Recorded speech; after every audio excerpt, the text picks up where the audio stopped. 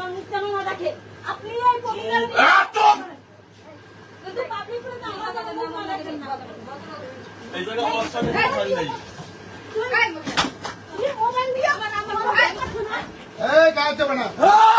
তো একটু ধৈর্য ধরেন আপনি অশালীন কোনো কথা বলবেন না তাকে। আসলে এই মহিলাকে আমরা নিশ্চিত হই যে এই হুজুর ইমাম সাহেব যে মহিলা নিয়ে আসছে, মহিলা নিয়ে থাকে এই অন্ধকার কুটিরে। আসলে এই অন্ধকার কুটিরে সে রক্ষিতা না স্ত্রী নিয়ে রাখছে সেটা আমরা একটু জানবো। এখানে স্থানীয় লোকজন আছে, তারাই জানবে, আমরা শুনবো।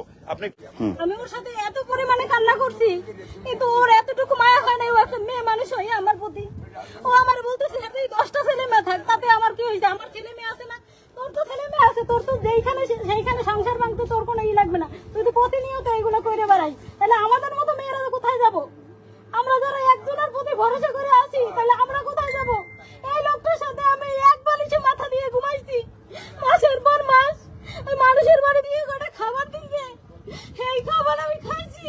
তো মনে করেন অর্ধেক পেটে ক্ষুধা ছিল, সবসময় অর্ধেক পেটে ক্ষুধা রেখে এরকম খাইছি। অনেক সময় আছে সকালবেলা রাইতে আমার চলে গেছে, আমার একটু খাবারও দিয়ে যায় নাই। আমি খাবারের জন্য একটু হাহাকার করছি, মনে হয়তো যদি একটু পান্তা ভাত মরিচ দিয়ে একটু লবণ দিয়েও খাইতে পারতাম, তাইলে মনে করেন যে আমার কষ্টটা একটু কমতো।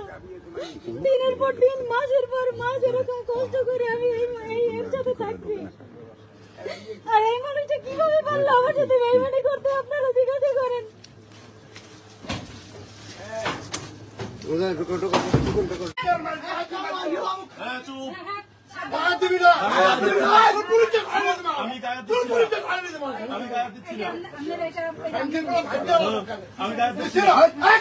ব্যথা পাইছে, নাকে ব্যথা পাইছে, ওনার নাকে আঘাত লাগছে, নাকে আঘাত লাগছে না।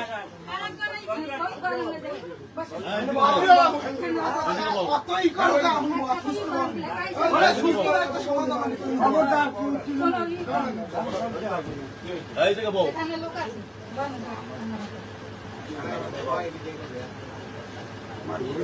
আপনার বাচ্চা কোথায়?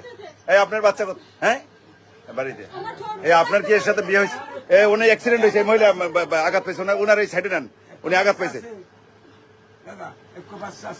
লগে একটা বাচ্চা আছে।